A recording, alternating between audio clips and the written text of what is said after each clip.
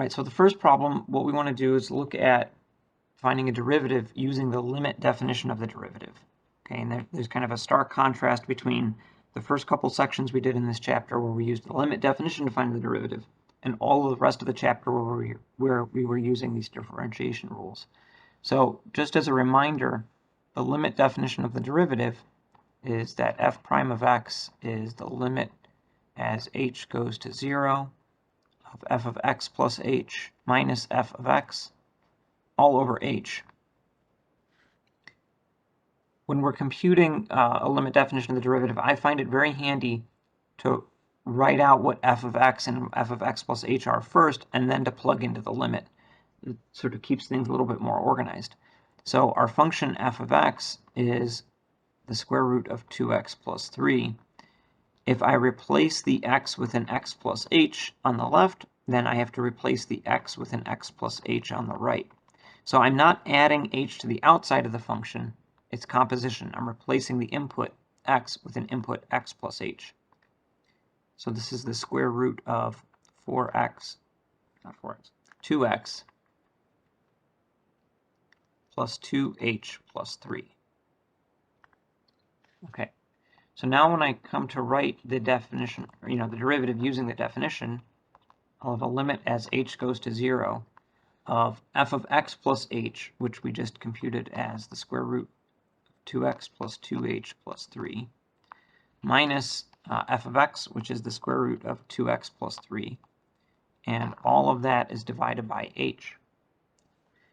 And what we need to do to solve this limit, if I try direct substitution, I can see that I'm going to get a 0 in the denominator. And in order to not have that happen, I need to cancel this h. Okay, so we have to do some work until I can cancel that h. And the only way that I'm going to be able to work with anything is if I can open up these square roots. And I'm going to do that by multiplying by the conjugate. So I'm going to multiply by those same two square roots, except added instead of subtracted. So we have the square root of 2x plus 2h plus 3 plus the square root of 2x plus 3. But if I just multiply by something that's a different problem than what I started with, so it won't be equal to f prime of x. So what I have to do is multiply by a sneaky version of 1.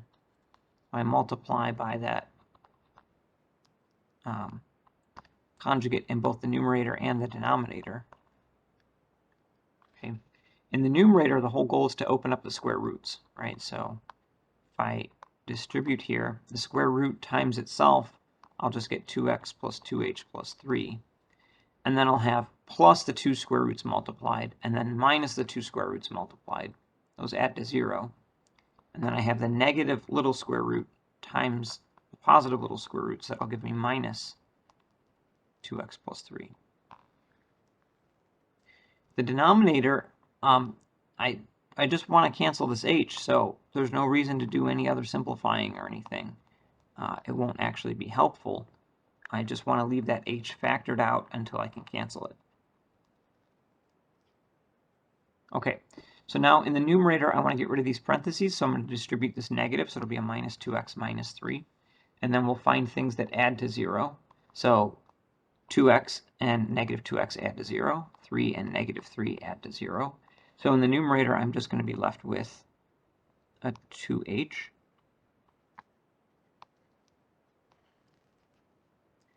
And we're left with this h in the denominator. And so since I have this h in the denominator factored out, and this h in the numerator as a factor, I can cancel them. And now that I've canceled that h in the denominator, I can use direct substitution to solve the limit. So when I do direct substitution, I don't write the limit anymore because I have, I'm writing down a number now, not a variable expression. So we have 2 over the square root of 2x plus 0 plus 3. What's the square root of 2x plus 3?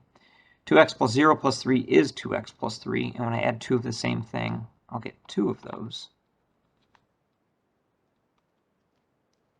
Okay, so this is 1 over the square root of 2x plus 3. All right. So that's the derivative using the limit definition. let's do that whole process again, but this time with a fractional function instead of with a square root. So once again, I want to write down the limit definition of the derivative. That's the limit as h goes to 0 of f of x plus h minus f of x all over h. And since f of x is x over x squared plus 4, if I want to find f of x plus h, I replace the x with an x plus h on the left. So that means I replace the x with x plus h on the right. So every one of my x's turns into an x plus h. Okay. And if I FOIL out that x plus h squared, I'll have x squared plus 2xh plus h squared, and then the plus 4 still on there. Okay, now when we go to write down f prime of x, we're going to use this limit definition of the derivative. So I want to write down f of x plus h. I'm going to use my simplified version over here.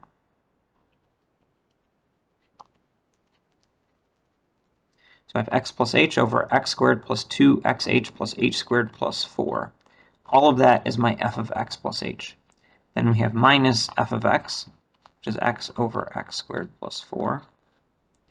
And all of that is divided by h. Okay, I don't like to work with multiple layers of fractions. It can get confusing. So what I'm going to do in this next step is to,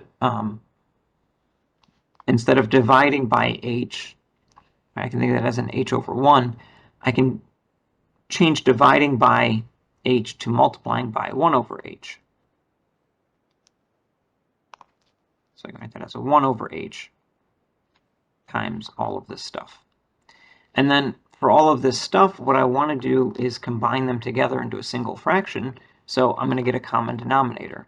So I'm going to multiply the fraction on the right by x squared plus 2xh plus h squared plus 4 on the top and on the bottom. And the fraction on the left, I'm going to multiply by x squared plus 4.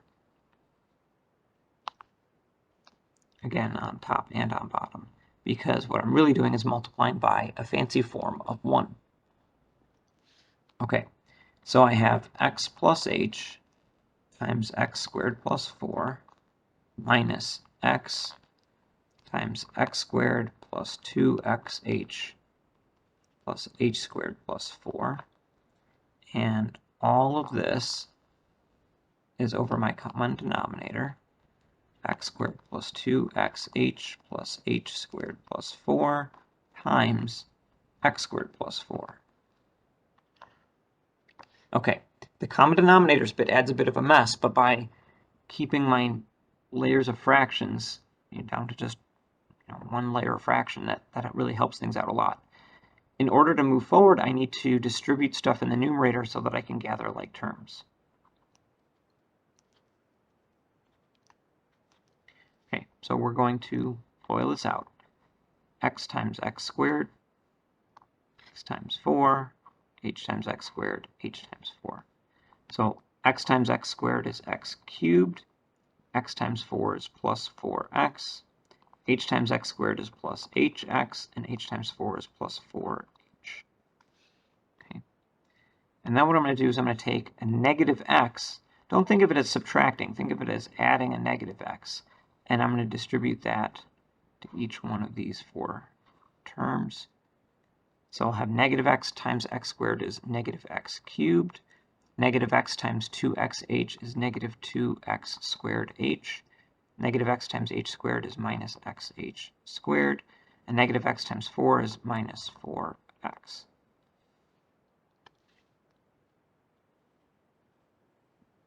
Okay, and everything else is just getting copied down exactly. I'm not doing any work here.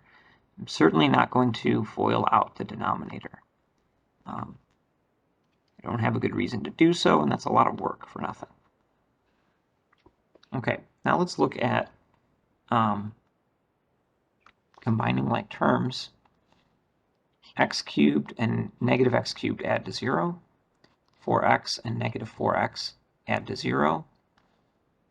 Here I have h times x, but that doesn't combine with any of these other, none of them match. Right here I have a 4h, Nothing matches. X squared h, x h squared. None of these match. So the rest of these aren't going to combine together. However, I will notice that out of what I have left, every single one of them has an h in it. So I can factor out an h. So what I'm left with is x plus 4 minus 2x squared minus xh.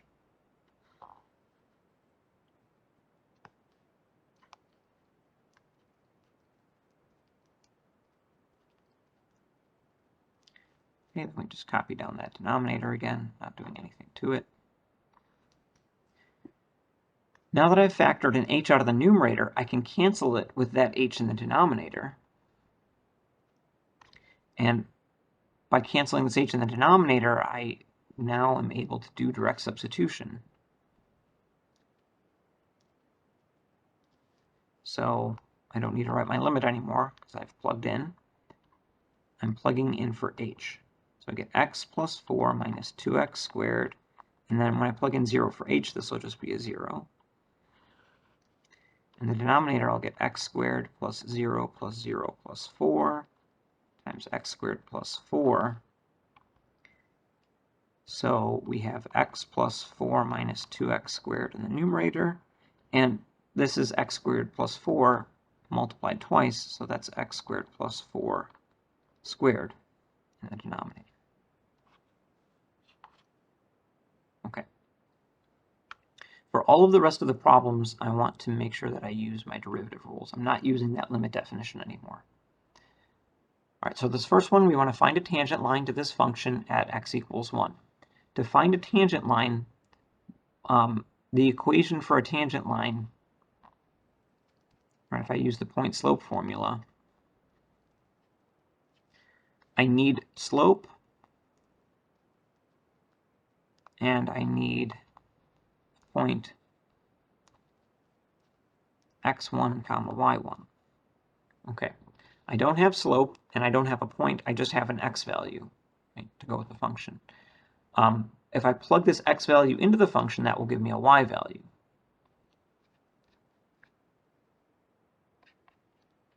So f of 1 is 1 cubed minus 5 times 1 plus 2, which is negative 2. So that gives us the point 1 comma 2. So now we have a point. To get the slope, we're going to compute the derivative. Okay, so let's compute f prime of x. I'm going to use the power rule. The 3 comes down and I lower the power by 1.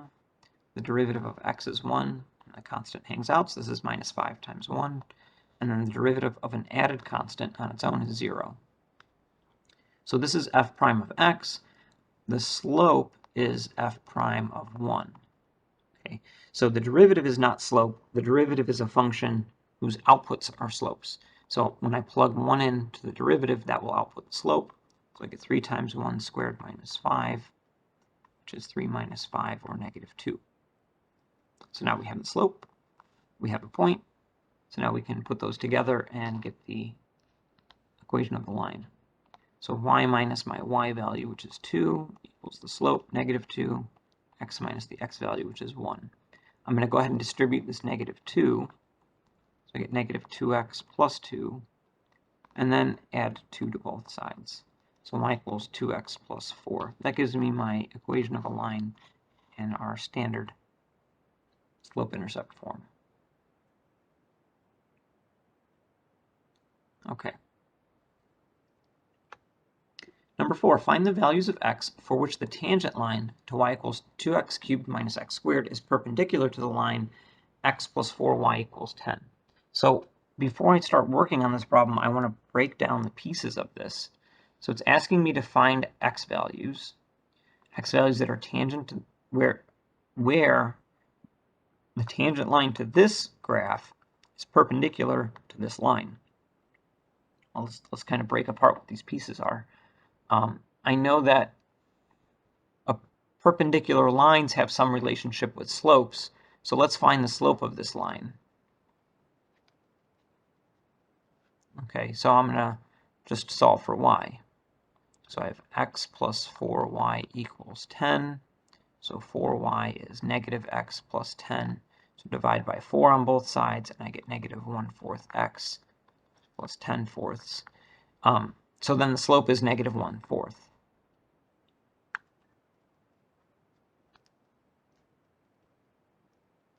Okay. Perpendicular lines, when I multiply their slopes, I get negative 1. Or another way to write that is that the slope of a line perpendicular to this line, the slope would be a negative reciprocal. Okay.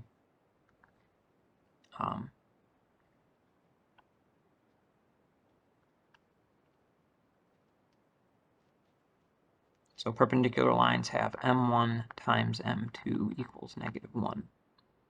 Okay. So the slope that we're talking about, right, that's perpendicular to this line, times negative 1/4 equals negative 1. Okay. So if I divide both sides by negative 1/4, negative over negative is positive, and dividing by 1/4 is the same as multiplying by 4. So we want to find x values where the tangent line has a slope of 4.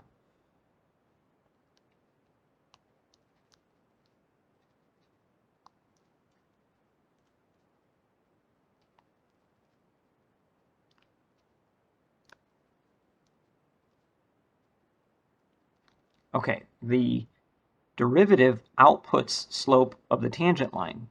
So what I really want to do is I want to find x where the derivative f prime of x is outputting a slope, right, or an output value of 4.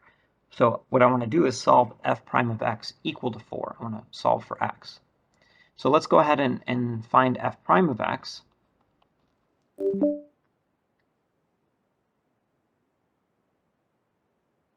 I don't know what the hell was. Okay, f prime of x, using the power rule, 3 comes down, so we have 6x squared minus 2x. And what we want to do is solve for Math isn't my strongest subject. What the heck? Cortana or something activate?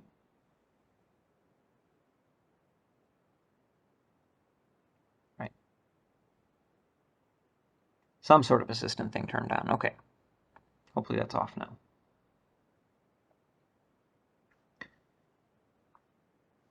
All right, so we want to solve 6x squared minus 2x equals 4. Because I have an x squared here, this is a quadratic, let's get stuff equal to 0. And I'm going to factor. I can start by factoring out a 2. Okay. If you can see how to factor this next bit, then you can factor it. If you can't see how to factor it, you can always use the quadratic formula.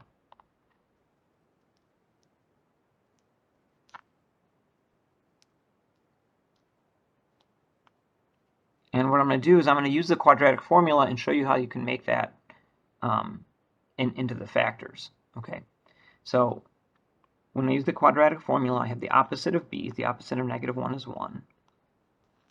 B squared is 1 minus 4 times 3 times negative 2 all over 2 times 3. So minus a negative is plus. 4 times 3 is 12, times 2 is 24. 2 times 3 is 6. 1 plus 24 is 25, and the square root of 25 is 5. So I have x equals 1 plus 5 over 6, which is 6 over 6, or 1, and x equals 1 minus 5 over 6, which is negative 4/6, or negative 2/3.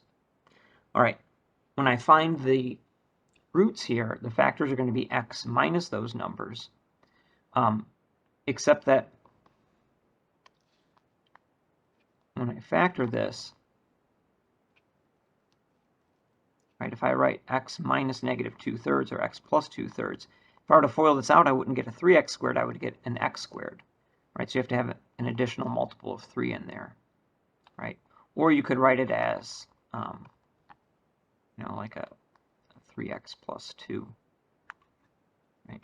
So if you were to factor it, it would factor into x minus 1 times 3x plus 2. When you use the quadratic formula, you always get x minus, but you have to account for that initial value, that 3. Okay, either way, we get our two solutions, right? We get the x equals 1 and the x equals negative 2/3. All right, those are both x values where the tangent line has a slope of 4, which is going to be a tangent line that's perpendicular to the line x plus 4y equals 10. So these are the x values that we want. All right. Moving on. Differentiate the function. You don't need to simplify. Okay, so what I'm going to do for these is I'm going to use my derivative rules. This first one is a little bit tricky because when I look at this, it looks like I have 3 multiplied functions. Okay, and my product rule works for 2 multiplied functions. So here's what I'm going to do. I'm going to group this into a product of 2 things and use the product rule. Okay, so like this is my f and this is my g. The product rule is f prime g plus f g prime. Okay, so the f is 4x to the 6th times e to the 3x. The g is sine of 2x. Okay, in order to find f prime, this is the product of 2 things, so I use another product rule. So to do this f prime, I have this first piece times the derivative of the second piece plus the derivative of the first piece. I think I did this backwards from the way I normally do it. Let me stay consistent so that it's not confusing. It was correct, it was just not consistent. Okay. We have the derivative of the first piece times the second plus the first piece left alone times the derivative of the second piece. Okay. The derivative of 4x to the 6th, I use the power rule. 6 comes down. And I lower the power by 1. Okay, and then to take the derivative of e to the 3x, I'm going to use the chain rule. The derivative of e to the x is e to the x. Chain rule says don't plug in x, plug in your inside function, and then multiply by the derivative of your inside function. Okay. For the g prime, again, I'm going to use the chain rule. The derivative of sine of x is cosine x. Chain rule says don't plug in x, plug in your inside function, and then multiply by the derivative of the inside function. Okay, so coming back to my original problem, I have f prime, so that's 24x to the 5th e to the 3x plus, you can write it as 4x to the 6th and then 3, or we can combine those together. 4 times 3 is 12. X to the 6th e to the 3x. Okay, so that's the f prime. G is sine of 2x. Okay.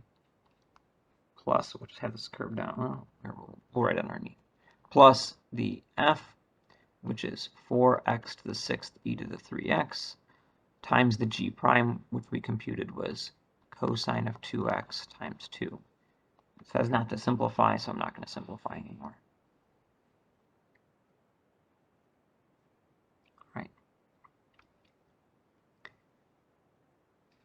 For problem 6, I'm going to differentiate, and what I notice at the beginning of this problem is that I have stuff raised to the 4th power, so all of this inside stuff, that's going to be the inside function to a chain rule. So when I differentiate, I have stuff to the 4th, I get 4 stuff cubed, the inside function stays the same, and then I multiply by the derivative of the inside function. Since the inside function is a quotient, this derivative requires a quotient rule, which, just to refresh our memory, we have f over g and we differentiate, we get f prime g minus f g prime over g squared. So similar to the product rule, except that it's a minus instead of a plus, and then you get the fraction part. Okay, so I'm going to copy down this beginning portion without having changed anything. And now let's write out that quotient rule. F prime, the derivative of 3x plus 10 is 3, and then the g left alone is x squared, minus the f by itself, 3x plus 10, and then the derivative of g, derivative of x squared is 2x. And then I have x squared, which is then squared. Okay, so before simplifying, that's what we get.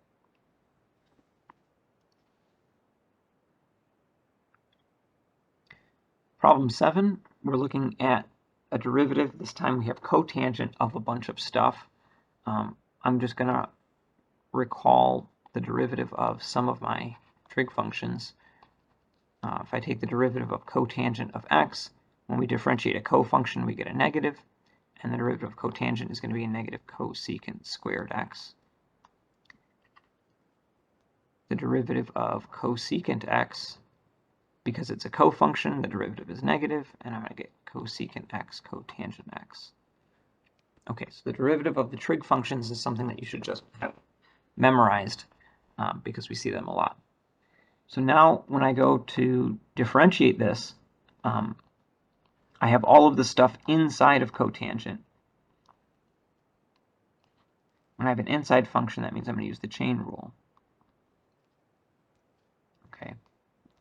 So our derivative f prime, the chain rule says when you differentiate, I'm going to take the derivative of cotangent of x and get negative cosecant squared, but don't plug in x, plug in the inside function.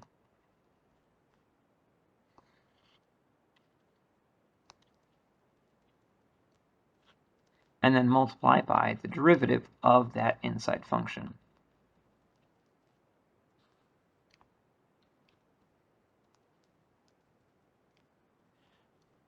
The inside function is a quotient, so the derivative of the inside function requires a quotient rule. So I'm just going to recopy down the stuff I have up here. And then let's write out our quotient rule. Okay. So remember the quotient rule, we have f prime. If I think of this as the f, and this is the g, f prime, I'm taking the derivative of cosecant of 5x. That is another chain rule. My outside function is cosecant x, and my inside function is 5x. Okay. So when I differentiate cosecant of x, I get negative cosecant x cotangent x, but the chain rule says don't plug in x, plug in the inside function. So we get negative cosecant 5x cotangent 5x. And then I multiply by the derivative of the inside function. The derivative of 5x is 5. Okay. The g prime is more straightforward. I'm just using the power rule, 4x cubed minus 2. Okay, now when I write out the quotient rule, we have f prime, so negative cosecant 5x cotangent 5x times 5. So it's f prime times g, x to the 4th minus 2x plus 3, minus f cosecant 5x times g prime, 4x cubed minus 2. All of that is over g squared.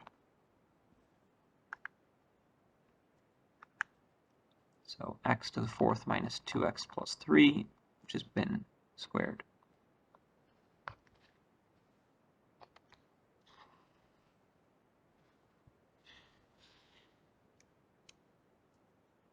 Okay. Problem 8, it's a quotient to begin with, so I'm going to use the quotient rule. So my top function f is 1 plus ln of x. So f prime is going to be 0 plus 1 over x, or just 1 over x. My g function is 1 minus ln of x. When I differentiate that, I get 0 minus 1 over x, or just negative 1 over x. Okay. So now when I go to write the derivative, we have the derivative of the top, 1 over x, times the bottom, 1 minus ln of x, minus the top left alone, 1 plus ln of x, times the derivative of the bottom, negative 1 over x,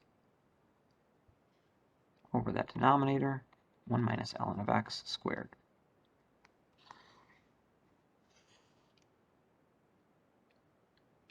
Okay, by not simplifying, we save ourselves a lot of time with algebra.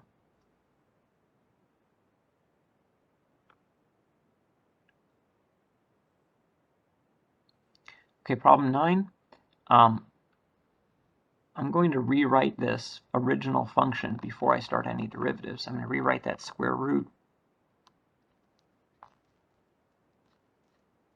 as a 1/2 power. Then it's really clear to me that I have stuff inside this 1/2 power. That inside stuff tells me that I'm going to use the chain rule. Okay, so when I write out my derivative, my outside function is x to the 1/2 power.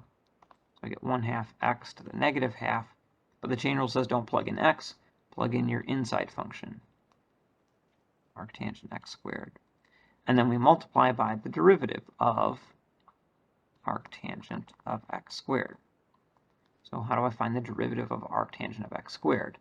Well, I know that the derivative of arctangent of x is 1 over 1 plus x squared. Okay. Here I have an inside function.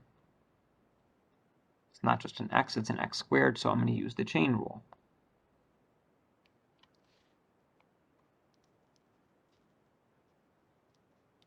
So let me just copy down the beginning part of this problem. Okay, so here's how I use the chain rule here. Chain rule says take the derivative like you normally would, but instead of plugging in x, plug in the inside function.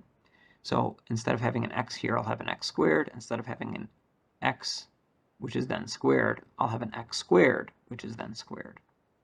So we'll have 1 over 1 plus x squared, which is then squared, times the derivative of the inside function. The inside function is x squared, so the derivative of the inside is 2x.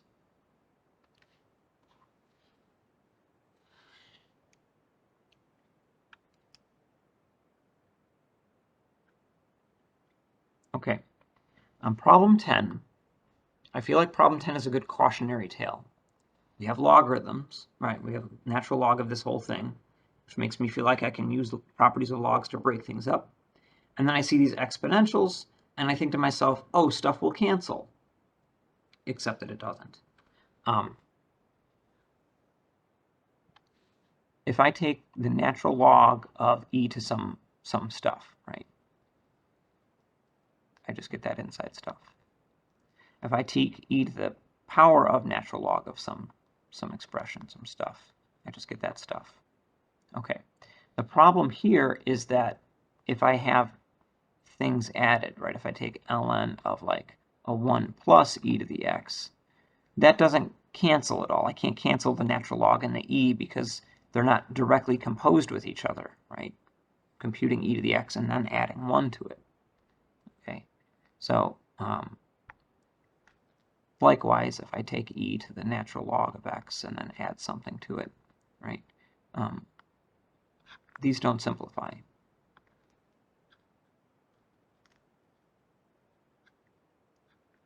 Okay, so as I'm going through this problem, I want to be very careful and not cancel natural logs and e's just because they seem somewhat close to each other. They have to be exactly composed, right, together in order to get any cancellation to occur. But I can use one of my properties of logs. I have natural log of 2 divided things. I can rewrite that as natural log of the first thing minus natural log of the second thing. And that's helpful because now there's no product, or sorry, there's no quotient in here. So I won't have to use the quotient rule at all. Okay. when I differentiate, I'm still going to have to use the chain rule because I have natural log and then I have an inside function. I know that the derivative of natural log of x is 1 over x. So if I'm using the chain rule, if I have natural log of some function of x, I'm going to take 1 over that function and then multiply by the derivative of the inside stuff. Sometimes just to save room, instead of writing it as this fraction times f prime, we just write that as f prime of x over f of x. It's just a more compact way of writing things. So here, when I take the derivative of natural log of stuff, right, I get 1 over x, except I don't plug in x, I plug in the inside function. So 1 over the inside function times the derivative of the inside function, right? Well, the derivative of 1 is 0. The derivative of e to the x is e to the x. The derivative of e to the 2x, I have to be a little bit careful and use the chain rule. I get e to the 2x times 2. Okay, same process with the second one, 1 over the inside function times the derivative of the inside function. Okay, and again, we're not simplifying, so that's it. All right, problem 11 does not require logarithms to solve, but it's going to be a lot easier if we use a logarithm to help us break this up, because I have 3 multiplied terms in the numerator and 2 multiplied terms in the denominator. So if I want to differentiate this, I have to start with a quotient rule. And when I take the derivative of the top, I have a triple product. And remember that triple product, we had something like that back in problem 5. That gets a little bit complicated because that's a product rule inside another product rule. Okay. And then I have the bottom, and then when I take the derivative of the bottom, that's its own product rule. And then, of course, it goes without saying that in all of those product rules, when we take the derivative of one of these pieces, we have the chain rule that we have to use. So there's a bunch of chain rules. So that's a lot of work, and I'd like to avoid that. And the way that I'm going to avoid all of that complication is by using a logarithm to break up all the multiplication, division, and exponents ahead of time. So before I differentiate, I'm going to take the natural log of both sides.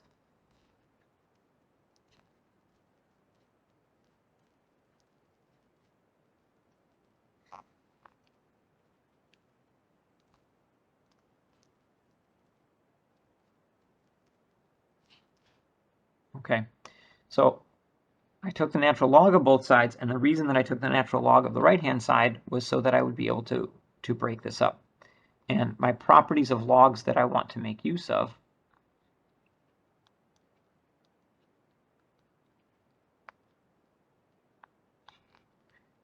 one property is that if you take log, doesn't matter what base, of 2 multiplied things, I'm going to get the log of the first thing plus log of the second thing. My second property is that if I'm taking log of 2 things divided, then I get a difference of the logs. And then our third property is that if we take the log of an exponent, x to the y, then we can bring that power down out front. Okay, so let's go ahead and use our logs. Instead of using these one at a time, I'm going to use properties 1 and 2 at the same time. All the multiplied terms I'm going to break up into added logs. The things in the denominator are things that I divided by, so those will be logs that I subtract. So I'm going to get, this is a natural log of x cubed plus natural log of x plus 1 to the 5th. You know what, let me write this underneath instead of on the side so I don't run into my properties here. Okay, so we get natural log of x cubed plus natural log of x plus 1 to the 5th plus natural log of x plus 2 to the 8th minus natural log of x plus 3 to the 9th minus natural log of x plus 4 to the 10th. Now I'm going to use property 3 to bring these powers out front. And what that's going to do is that's going to shave off, for every one of these that I do, it's going to shave off a layer of chain rule. I have 3 ln x plus 5 ln x plus 1 plus 8 ln x plus 2 minus 9 ln x plus 3 minus 10 ln x plus 4. Okay, if I follow my chain of equality, this is natural log of y that this is equal to. So when I go to differentiate, I take the derivative of both sides back here. The derivative of f of x is f prime, so I'm not really doing anything on the left. But here, I don't have just my y anymore. I have natural log of y. So when I go to differentiate, what I'm actually doing is implicit differentiation. So when I take the derivative of natural log of y, I get 1 over y times the derivative of y. On the right, when I differentiate, 3 is a constant multiple. The derivative of natural log of x is 1 over x. 5 is a constant multiple. It hangs out. When I differentiate natural log of a function of x, I get 1 over that function times the derivative of the inside function. 1 over x plus 2 times the derivative of x plus 2. 1 over x plus 3 times the derivative of x plus 3. And finally, 1 over x plus 4 times the derivative of x plus 4. Okay, now, it's not that I have to do any simplifying, but I have to still solve because I don't have what the derivative is equal to yet. To get the derivative by itself, I'm going to multiply both sides by y.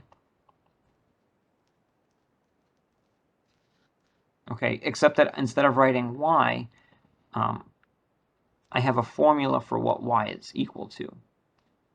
Okay, so instead of writing the y, I'm going to write my original formula for y, x cubed, x plus 1 to the 5th, x plus 2 to the 8th, x plus 3 to the 9th, and then times x plus 4 to the 10th. Okay, and then I'm just going to copy down all this inside stuff. So instead of writing 3 times 1 over x, I'm going to write 3 over x. It's just slightly less writing for me. It's a little bit more compact.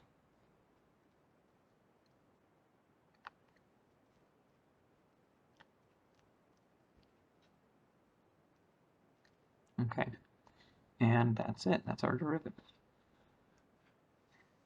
Right. So there we used a logarithm to help us break up the function first. That's logarithmic differentiation. Okay, problem 12, we're going to use implicit differentiation because I don't have an explicit function. Y shows up in more than one spot, so I have an implicit function of x. I want to find the equation of the tangent line at a point. So what I'm going to do is start by differentiating everything. So differentiate x squared, I get 2x. The x times y I can think of as x times y to the half power. So my outside function is x to the half. So I get 1/2 stuff to the negative half. But don't plug in x, plug in the inside function x times y, and then multiply by the derivative of x times y. Okay. On the right-hand side, I have 2y squared. Y is my inside function there. So when I differentiate, that 2 comes down. My inside function is y to the power of 1. And then I multiply by the derivative of y, which is dy dx. Okay, back over here, when I differentiate x times y, that's a product of two functions. So I'm going to use the product rule.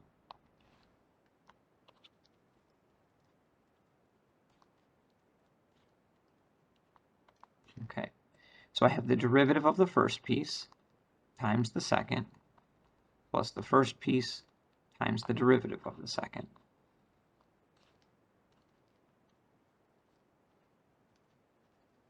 All right, if the question asked us to find dy dx, to solve for dy dx, I would distribute to get rid of the parentheses, get all the dy dx's on one side of the equation, and factor out the dy dx. In this problem, though, I'm finding an equation of a tangent line. I don't need to know what the derivative is. I need to know what the derivative is when I plug in 1 for x and 1 for y. There's no reason why I have to solve for the derivative first and then plug in. I can go ahead and plug in now and then solve. Okay, so when I plug in, when we plug x equals 1 and y equals 1 into the derivative,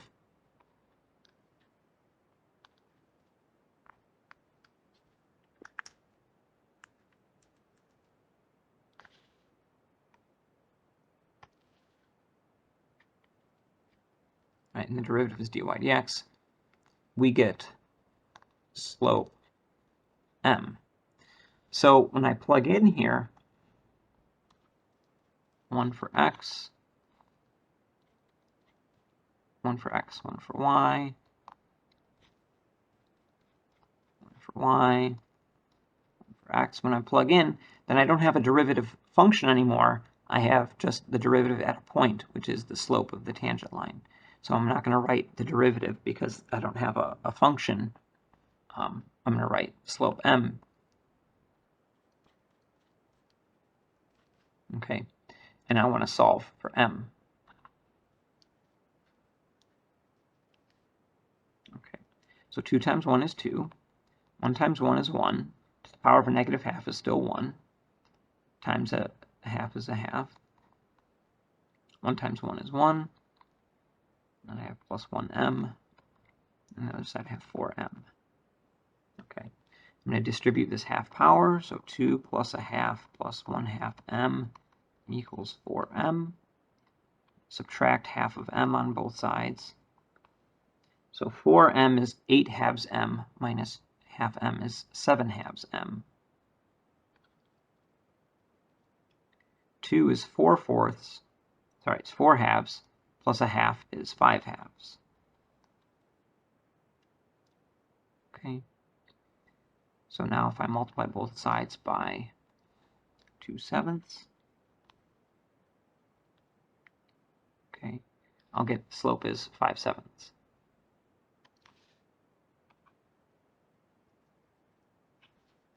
Okay, so now I have a slope, I have a point, so now I can use the point-slope formula to find the equation of the tangent line.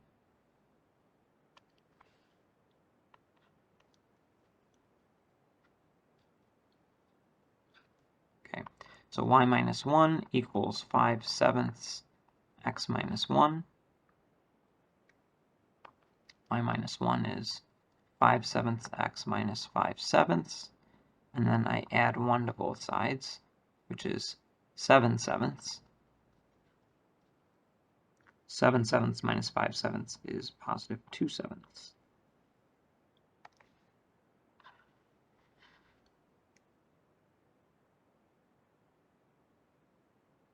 Okay, let's look at problem 13. Find the coordinates of the point in the first quadrant. That tells me that x is positive and y is positive. Okay, at which the tangent line to this curve is horizontal. So if I think about a graph, maybe it's a crazy looking graph, a horizontal tangent line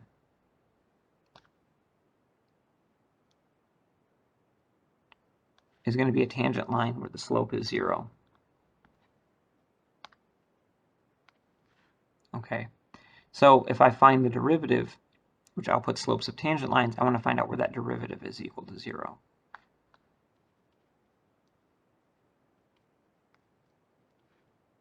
So that's my goal. Solve for the derivative being 0.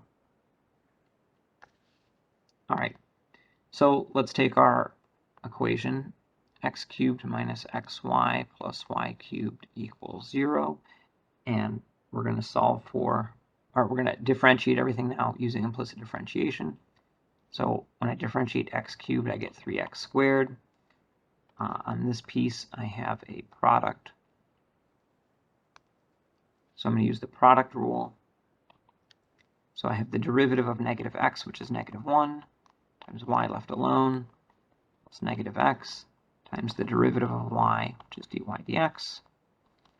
And then when I differentiate y cubed, I'm going to get 3y squared. And then again, the chain rule, I have to multiply by the derivative of the inside function. So times dy dx. All right, let's go ahead and solve for dy dx. So I'm going to subtract 3x squared from both sides. and I'm going to add y to both sides. So I have negative x dy dx plus 3y squared dy dx equals negative 3x squared plus y. Now everything on the left-hand side has a dy dx in it, so I factor out the dy dx.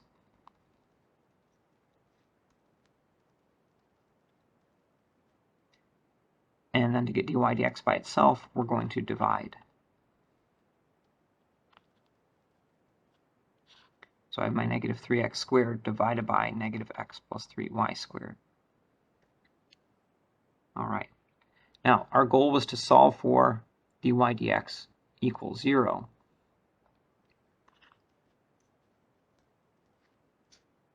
So I have negative 3x squared plus y over negative x plus 3y squared equals 0. And the thing about a fraction is that the only way a fraction can be 0 is if the numerator is 0. So I can just solve negative 3x squared plus y equals 0. That's still two unknowns and only one equation, so I won't be able to solve and get a number yet, but I can get somewhere, right? I could say, okay, well, if I add this, I'll get y equals 3x squared. So this gives me something. But I also know that the point is on this graph. So I know that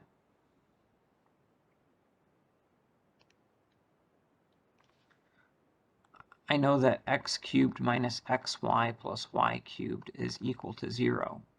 And then I also know that y is equal to 3x squared. So if I substitute that in for y,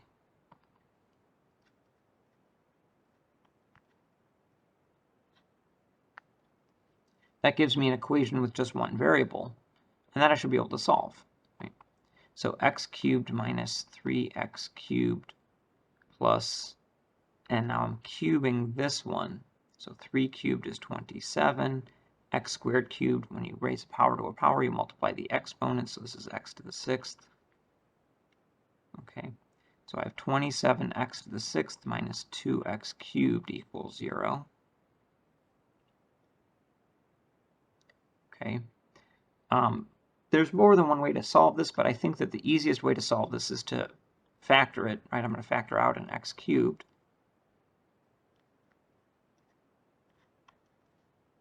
Okay, and now I can set the separate pieces equal to 0, so x cubed equals, all right, the separate factors equal to 0. So x cubed equals 0, which gives me x is 0, and then 27x cubed minus 2 equals 0. So 27x cubed equals 2. X cubed is 2 27ths, so x is the cubed root of 2 27ths, right, or cube root of 2 over 3. So now I have an x value. Say, oh, that's great. I can get a y value out of that.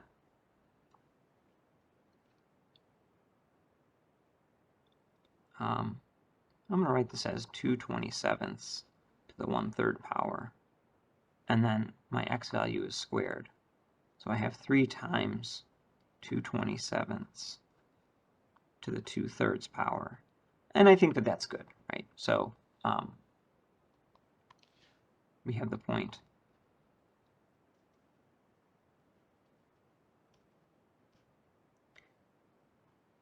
cube root of 2 over 3, and then 3 times 2 27ths to the 2/3. All right, and that's the point. It is in the first quadrant, right? X and y are both positive, and that's where that tangent line will be horizontal.